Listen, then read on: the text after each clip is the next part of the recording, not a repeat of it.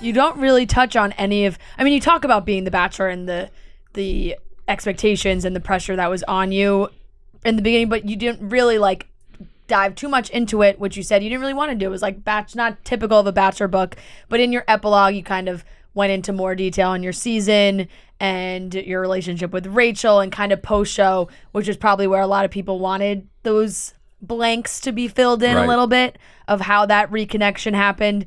And you guys were you were in Atlanta and she didn't know you were in Atlanta, but accidentally shared her location. Yeah, it's actually crazy. Because you were blocked. Hashtag blocked. I was hashtag blocked. I put myself in a very bad situation. And it led to, Rachael not wanting to ever speak to me again. And she blocked my phone. And I was crushed. And I went to California. And I wasn't even supposed to be in Atlanta. I was in California for my buddy Kobe's birthday. And I know Kobe. You know Kobe. Oh, yeah. You do know Kobe. Yeah, you know Kobe. I know Kobe. So I'm in California for Kobe's birthday. And I get a text from, I think it was Noah, Beck, or Bryce, asking if I wanted to go to. It was Bryce's fight, right? Yeah, asking if I wanted to go to the fight.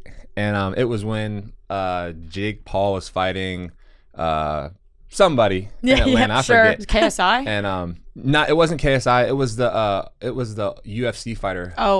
Who he knocked out. Mm-hmm.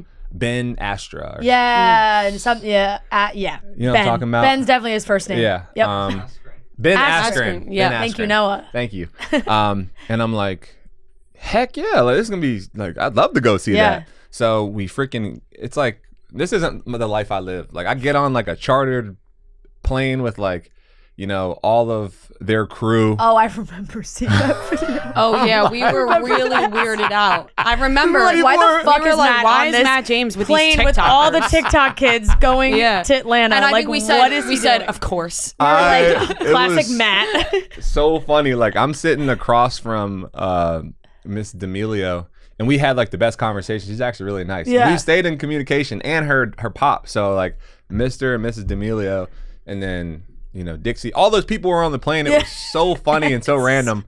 Get to Atlanta, and then I get asked to play in a celebrity basketball game, and that's when like Justin Bieber was in, Quavo, and so I'm just having this like crazy weekend, and Rachael lives a little bit outside of Atlanta, like maybe like 30, 45 minutes, and coming.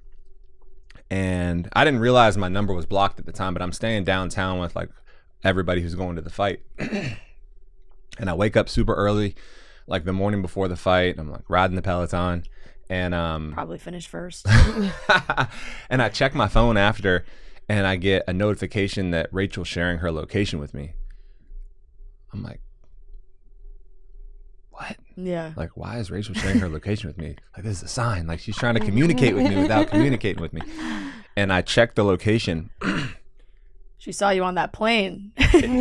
She didn't see me. She had no idea I was in Atlanta. Her dot was like 30 seconds from where I was. I'm like, oh my gosh, she drove here to see me. I'm like, she wants to see me and talk to me. So I'm like, okay, I get it. Like, okay, point taken.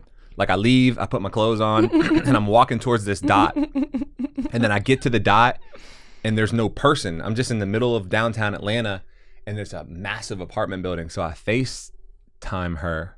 I don't get a pickup, I don't think. I don't think you picked up. Yeah, I had to call again, and she's like, what do you want? Like, why are you calling me? What the fuck are you calling me? I'm like, I got your Where are you? I got your secret message. Like, I'm outside. Hey, I'm outside. She's like, I don't know what you're talking about, but I did unblock your number. And I was like, oh. I'm like, oh, so we had shared locations with each other. Yeah. So now it's resharing the location. Yeah.